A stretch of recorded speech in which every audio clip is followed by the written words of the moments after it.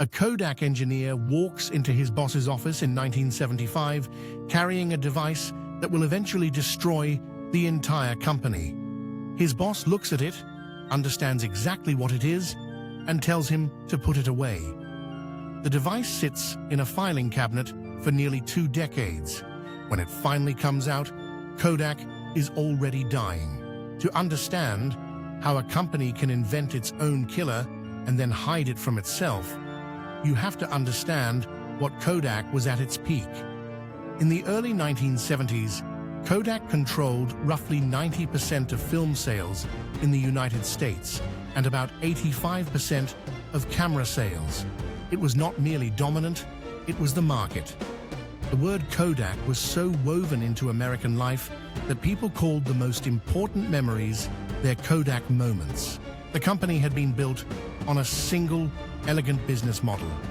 Give away the razor, sell the blades. Cameras were the razor. Film was the blade.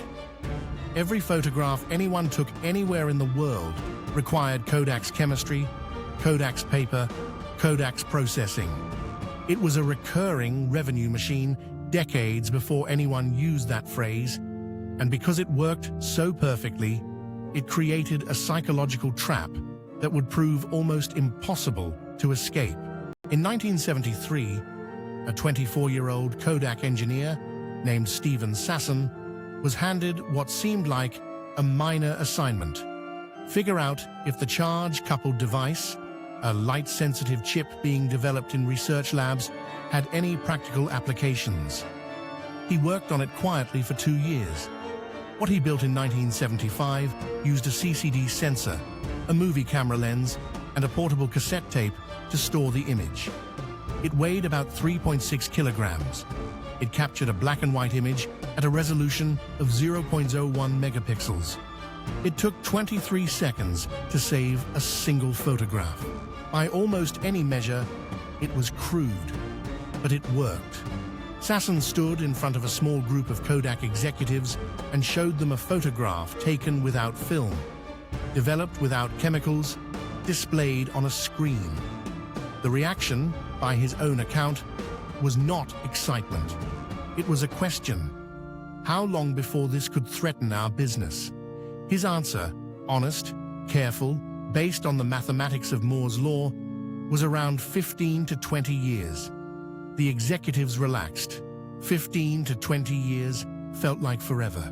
They told him to keep quiet about it. This was not stupidity. That point is worth sitting with. The executives in that room were not foolish people making an obvious error. They were rational actors, protecting a rational interest. Film was generating billions in profit. The digital prototype could not yet match film quality. Cannibalizing your own best product with an inferior substitute is not a business strategy.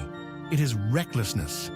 Every MBA course in the world would have agreed with them. The tragedy of Kodak is that they were right about everything, except the one thing that mattered.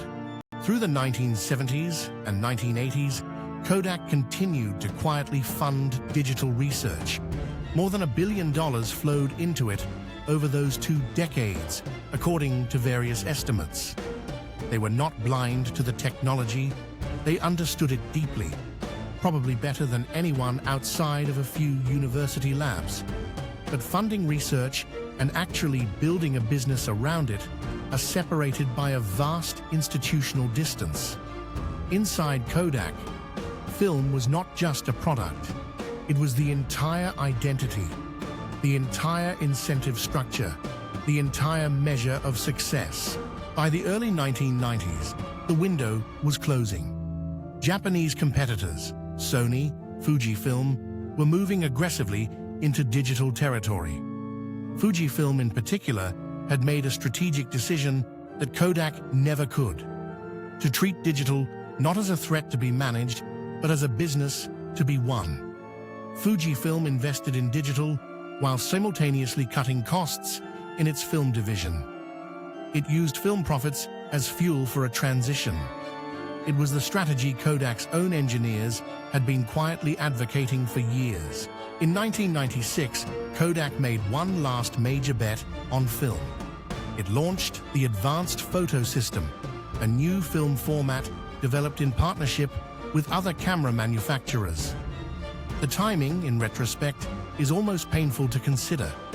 Consumer digital cameras were just arriving on the market. Kodak had poured hundreds of millions of dollars into a new analog format at precisely the moment analog was ending. The Advanced Photo System was discontinued in 2004. Kodak did eventually release digital cameras, and some of them were well reviewed. But it was always a company trying to run two incompatible businesses simultaneously, terrified of letting one destroy the other. The result was that it did neither well. By 2003, Kodak had lost 75% of its market value from its 1990s peak. In January 2012, the company that had once defined photography for the entire world filed for bankruptcy. Steven Sasson, the engineer who built the first digital camera in 1975, was awarded the National Medal of Technology by the US President in 2009. Kodak gave him a small bonus when he built it. The camera he made, the one that sat in the filing cabinet, is now in a museum. The lesson Kodak leaves behind is not about missing a trend. It is about something more structural, more human, that the thing keeping a company alive can be the very thing preventing it from surviving. The map that got you here will not get you there, and the longer you trust it, the harder it is to put it down.